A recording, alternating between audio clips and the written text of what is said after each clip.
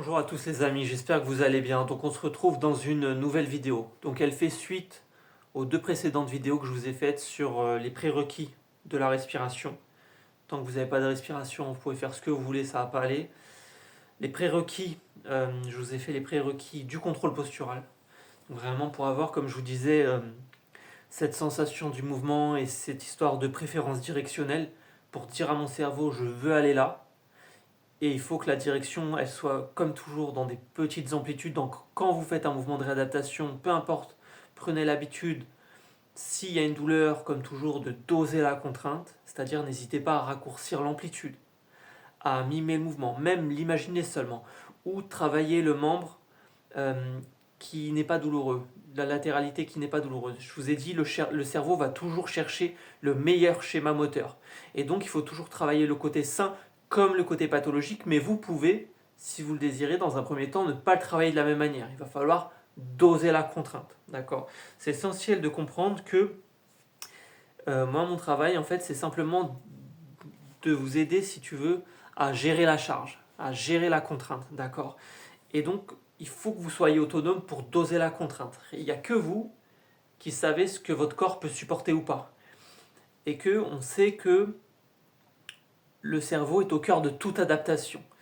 Et que si je stresse trop mon corps, vu qu'il n'a plus l'habitude, parce qu'il s'est désadapté à l'effort, parce qu'il y a une douleur qui a mis en place dans le cerveau une stratégie d'évitement de la douleur, donc il va falloir retourner vers le mouvement qui est douloureux ou qui a été douloureux sans douleur, parce que tant que j'ai de la douleur, mon cerveau va pas réussir à faire de pont par l'expérience et à créer un nouveau circuit neuronaux par l'apprentissage, donc par l'expérience, par cette plasticité par l'expérience, il ne va pas réussir à le remplacer si il est associé à la douleur. Parce que, je vous ai dit que le cerveau, il fait de l'association, il fait des hypothèses, et donc il y a cette prédiction de la mémoire où il hypothétise qu'est-ce qui va se passer après. Et donc il faut réassurer le cerveau par un mouvement qui soit lent, doux, progressif et autocontrôlé. D'accord. Donc ça, c'est de la réadaptation pure et dure.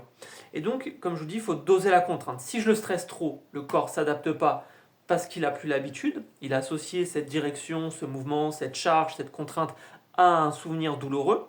Quand on parle de douleur chronique, on parle de mémoire, on ne parle pas d'autre chose. On parle vraiment d'une empreinte corticale, une empreinte qui a été laissée dans l'hippocampe particulièrement, et l'amygdale aussi, euh, qui a dépassé ce seuil d'adaptation, qui a fait que j'ai merdé au niveau de, si on veut, de ma framerate, de ma traitement sensoriel. Ça a dépassé mes capacités d'adaptation. C'est le principe d'un syndrome général d'adaptation et c'est le principe de la douleur chronique, d'accord. On est sur une amnésie en réalité, hein, d'accord, au niveau de ce schéma moteur. Et si je stresse pas assez le tissu, il va pas s'adapter non plus. Donc il y a toujours ce juste milieu. Si je stresse trop, je m'adapte pas parce que j'ai pas l'habitude, mais si je stresse pas assez mon tissu, mes articulations, etc., je ne vais pas m'adapter non plus parce que l'environnement ne change pas.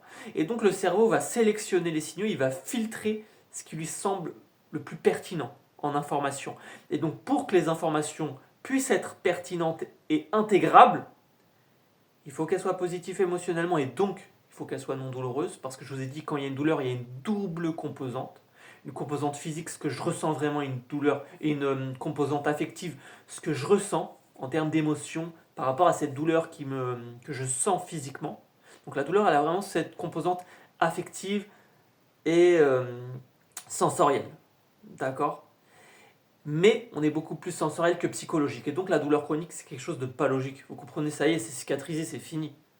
Le souci, c'est l'intégration. Et donc, c'est essentiel de comprendre ça. Que faut penser avec votre cerveau. Il faut travailler avec votre cerveau dans tous les mouvements de réadaptation que vous faites. D'accord. Et aujourd'hui, c'est vraiment les prérequis du renforcement que je vais vous montrer. C'est vraiment des trucs que je donne systématiquement quasiment à tous mes clients, avec toujours cette insistance sur la diagonale de force. Parce que, je vous l'ai déjà dit, la gauche et la droite n'existent pas réellement dans le cerveau en réalité. Le cerveau, il marche avec des diagonales de force et des chaînes croisées. Donc je vous renvoie à ma vidéo que je vous avais faite sur la chaîne en spirale, mais plus particulièrement, quand on parle de chaîne croisée, on va parler de la chaîne abdo-pubo-fémorale croisée, d'accord, adducteur long, le seul qui s'insère sur l'os, qui va se coordonner avec les obliques et qui va faire ce qu'on appelle de verrouillage pubien, je vous ai fait une vidéo dessus, et qui a une fixation anatomique, et vous avez cette chaîne croisée qui verrouille sur le pubis pour que le bassin ne bouge pas quand vous marchez, et qui va stabiliser le pubis et donc empêcher ces arthropathies pubiennes qu'on peut avoir par exemple chez des sportifs comme les footballeurs qui vont avoir des micro-mouvements traumatiques et des micro-traumatismes répétés qui vont faire de l'arthrose. C'est ça l'arthropathie pubienne, d'accord? Parce qu'il y a de l'instabilité. Qui dit instabilité dit terrain propice à l'arthrose, parce qu'il n'y a plus de stabilité. Et qu'est-ce qui stabilise? C'est le contrôle. Je parle de contrôle moteur, évidemment, d'accord? C'est pour ça que je vous ai dit, il faut être mobile avant d'être fort, il faut le contrôle, puis seulement on peut avoir la stabilité, et enfin, on a la liberté du mouvement, tout simplement. Et donc, il faut toujours penser en termes de diagonale. Donc, vous avez cette chaîne diagonale que je dirais moi au niveau antérieur, mais vous avez aussi cette putain de chaîne postérieure qui est croisée, même si c'est pas une chaîne qui semble tangible comme ça. Vous êtes vraiment sur la chaîne, si tu veux, transmission de force entre le haut et le bas du corps. Synchronisation, si tu veux, entre le haut et le bas du corps. Et ce qui va faire cette synchronisation entre le haut et le bas du corps, en termes de muscles, hein, c'est le grand dorsal et le fessier qui vont se connecter, grand dorsal, fessier, que des diagonales de force. Donc si vous avez un fessier qui ne va pas, tu sais que le grand dorsal va merder, il va surcharger, il risque de surcharger, je risque d'avoir l'épaule qui merde, et vous êtes toujours sur cette merde. Où vous avez cette transmission de force entre le haut et le bas du corps, sacro-iliaque, moi je dirais charnière thoracolombaire, grand dorsal et transverse, d'accord, qui précontracte avant l'élévation du bras ou du pied, je vous l'ai dit. Et c'est essentiel de comprendre ça, que vous avez vraiment ce transfert de force entre le haut et le bas du corps et ces interrelations articulaires, hanche-épaule, épaule-cou, moi je dirais genou-hanche aussi, hein, d'accord, et pied-genou, d'accord, et que vous avez des charges ascendantes et des charges descendantes, en gros, des compensations ascendantes qui montent et des compensations descendantes qui descendent. C'est pour ça que si l'épaule elle merde, l'hanche elle merde, si l'hanche elle merde, l'épaule elle merde. Parce que ça monte, ça descend, ça monte, ça descend. Mais ce qui va être essentiel, c'est de stabiliser votre noyau. Donc vraiment, votre centre de l'équilibrement en termes de gravité, c'est le nombril, c'est le ventre, d'accord? Donc on parle vraiment de noyau et de caisson pneumatique. C'est pour ça que je vous parle sans arrêt de respiration, de transverse, etc. Et que le gainage, ça reste le meilleur exercice de prévention de blessures, comme je vous ai dit. Et donc, quand il y a une douleur, il faut des exercices doux et progressifs. Donc le gainage le plus doux que je donne, c'est le plus doux des gainages que vous pouvez trouver, c'est le plus neutre en fait, c'est pour ça que c'est le plus doux, c'est le dead bug croisé, c'est-à-dire en diagonale, toujours. Je rappelle que le psoas c'est le seul muscle qui relie les jambes et le dos, et le grand dorsal c'est le seul muscle qui relie la ceinture d'épaule au bassin.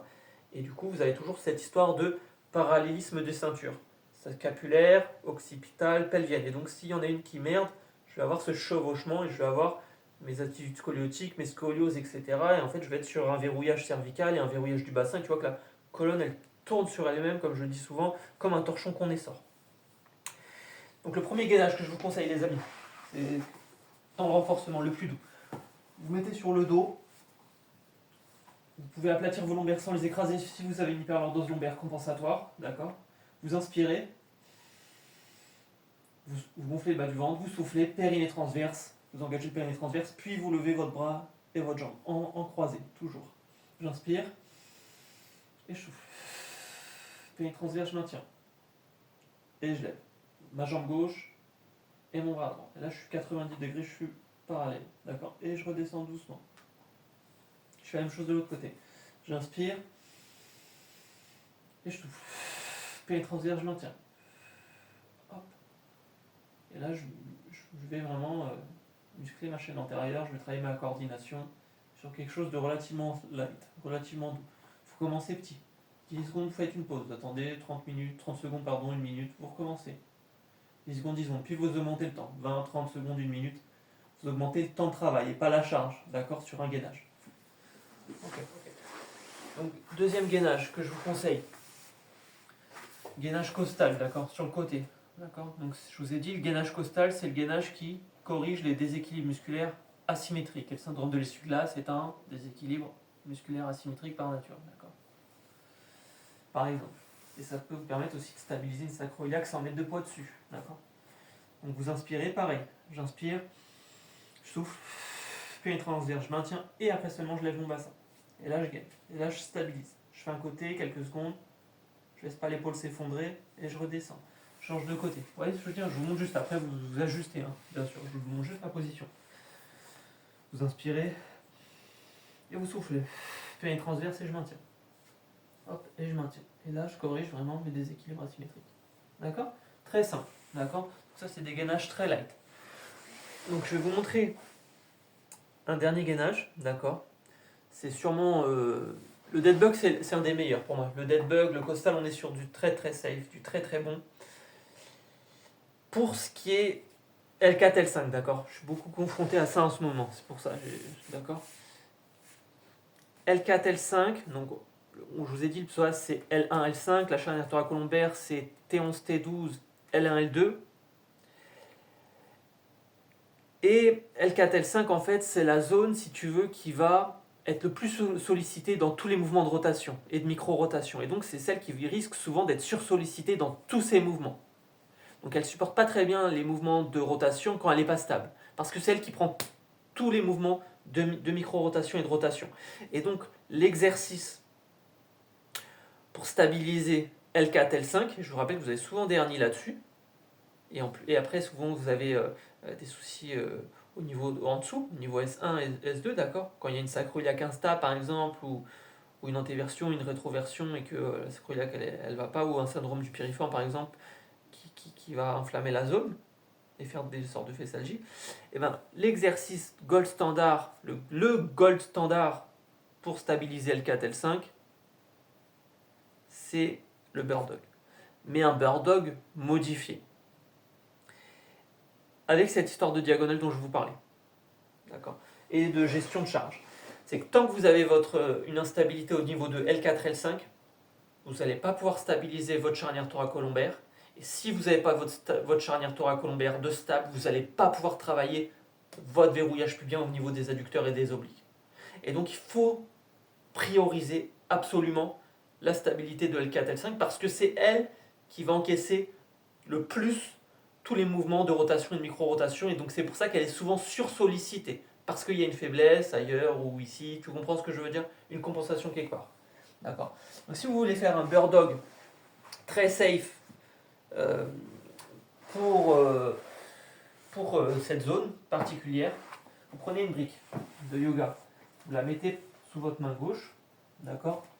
Largeur du bassin, vous inspirez, vous en verser pas surtout, hop, vous inspirez, je souffle, fais une transverse, je maintiens, et après, je lève ma main de 20 ou 30 cm, et si je veux, je glisse que mon pied. Je ne le lève pas pour commencer, pour être très doux, et je reviens. D'accord? J'inspire, fais une transverse, je maintiens, je lève ma main de 20 ou 30 cm, et je glisse doucement ma jambe en arrière. Faut pas, si ma jambe je la lève trop, je risque de compenser si j'ai plus le bon schéma moteur. Et surtout, je reste aligné là, vous voyez, je ne tremble pas, je ne me casse pas la gueule. Plus je deviens fort, plus je deviens stable, plus je me permets de lever ma jambe haut et ma main loin et haute. Mais je ne cherche pas la hauteur pour commencer, je cherche surtout l'étirement axial si tu veux. Je m'auto-agrandis. En gros, tu vois ce que je veux dire? Je m'auto-agrandis. Vous changez de côté. Okay. Vous inspirez. Pied transverse, je maintiens. Je lève ma main. Je fais coulisser mon pied. Doucement. Et je reviens. Je cherche le contrôle. Et même quand vous levez votre jambe, prenez l'habitude de garder le pied flex. C'est-à-dire de ne pas avoir un pied qui est comme ça. Qui est contracté. Vraiment, il faut qu'il soit là, pas contracté le pied.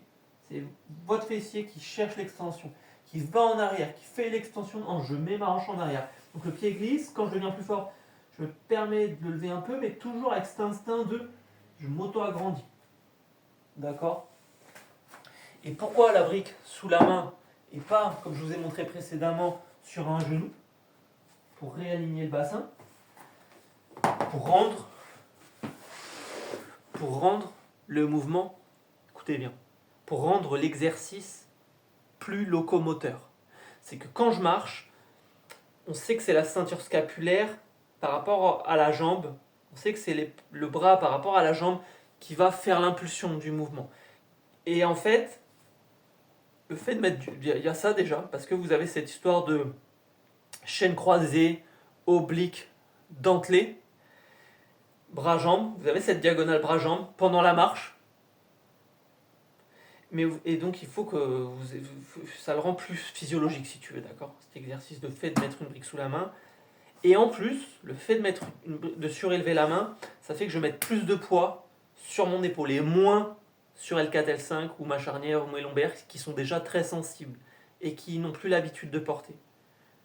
Donc faites les deux côtés. Vous commencez petit, tu vois? Light, 5 secondes, 10 secondes, puis vous augmentez 20 secondes, 30 secondes, une série, deux séries, 3 séries, 4 séries, 5 séries. Et après vous allez vous augmenter au fur et à mesure la difficulté. Et quand vous êtes assez fort, vous vous permettez de prendre un plateau instable par exemple. Ou tu vois, là c'est un petit plateau instable, mais vous savez, vous avez aussi les ronds en plastique. Là, vous voyez, je veux dire, un peu gonflé là. Voilà. Vous pouvez prendre ça pour ajouter de l'instabilité. Mais ce qu'il faut, c'est le contrôle, d'accord, avant.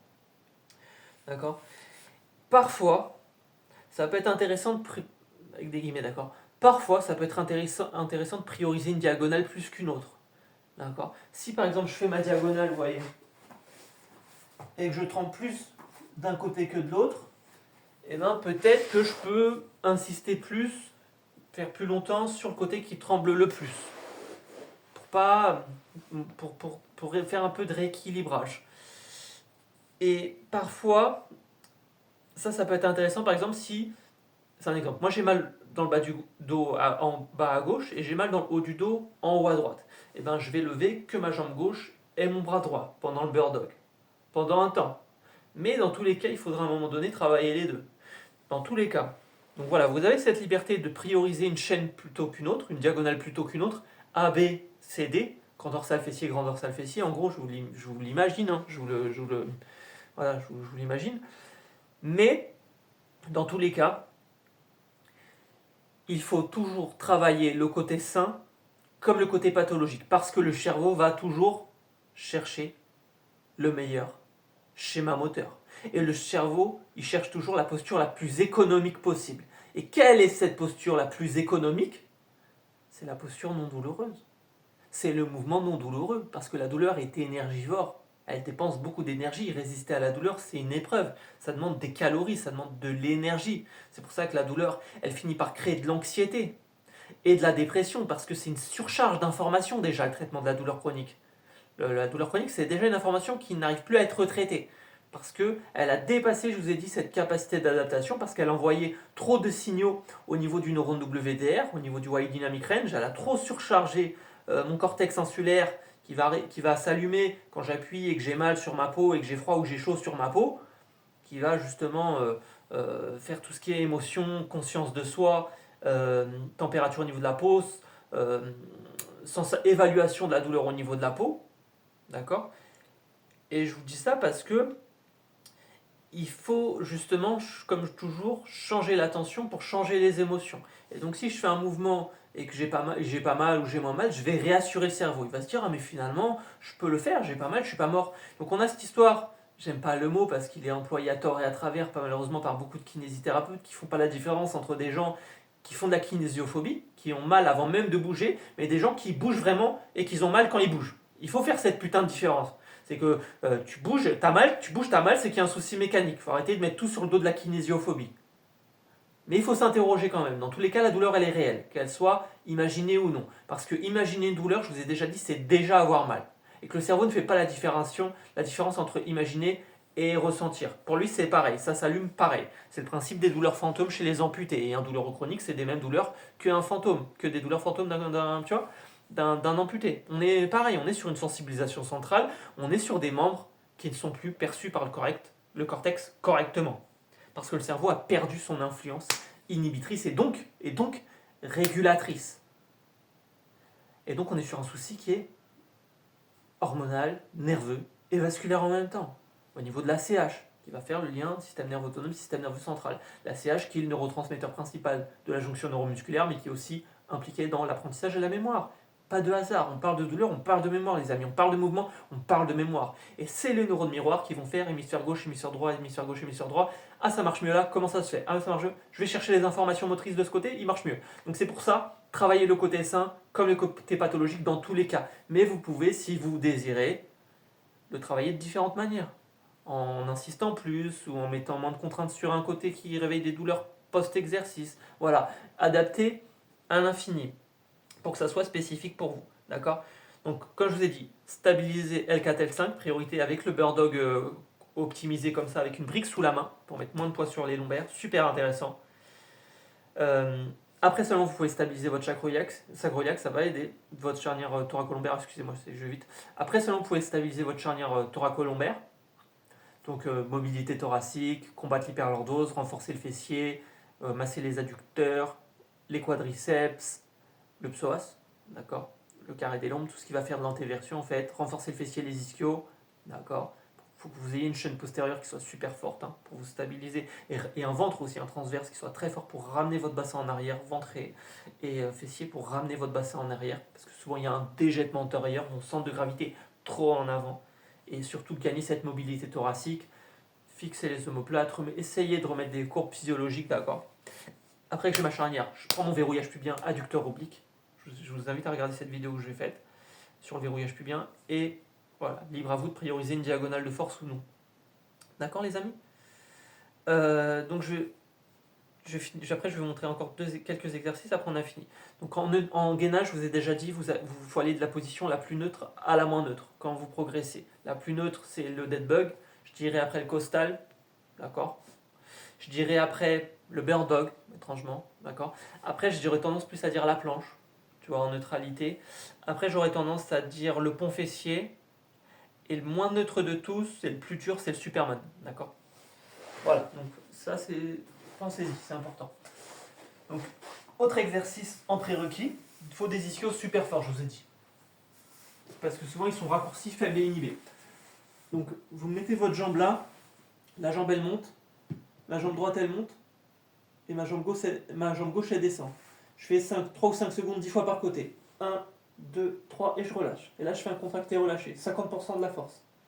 Elle monte, elle descend. Et je fais une résistance. 1, 2, 3, 4, 5 et je relâche.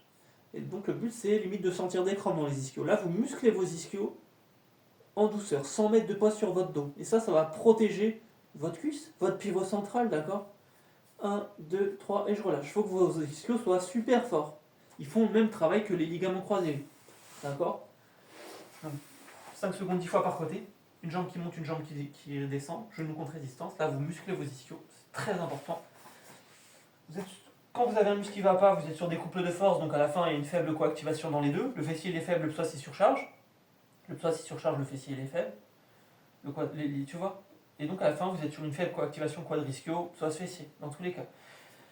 Donc un peu de contraction flash du quadri, je contracte lui très rapidement. Tac, tac, tac, tac, tac, tac, tac, tac.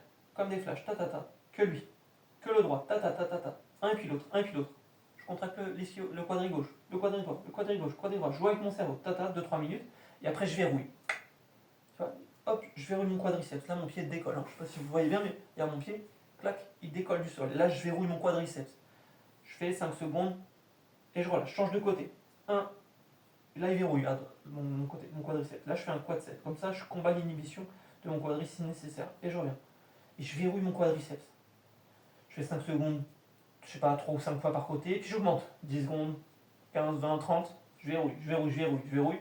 Vous augmentez le temps, c'est toujours pareil. Une fois que c'est stable, vous pouvez faire du leg press. Et que vous avez pas mal au dos, que la position assise vous va, vous pouvez faire du leg press.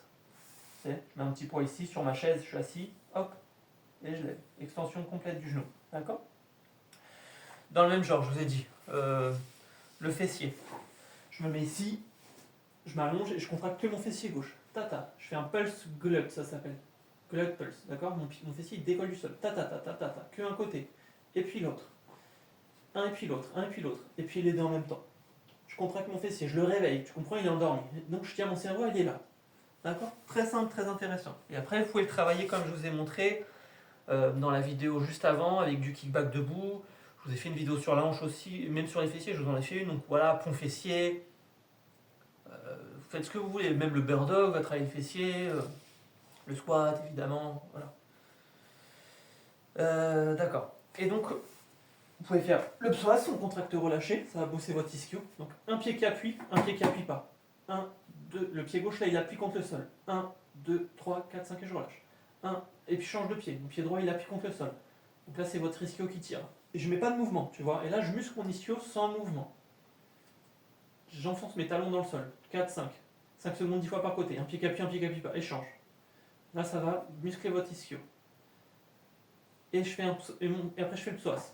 Mon pied droit, il appuie. Mon genou, il pousse.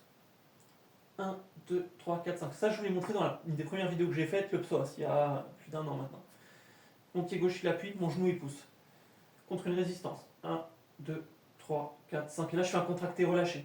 Donc ça, on est sur une contracté relâchée, on est sur une contraction antidouleur, en même temps qui va limiter ces irritabilités articulaires ou nerveuses qu'on peut avoir. D'accord.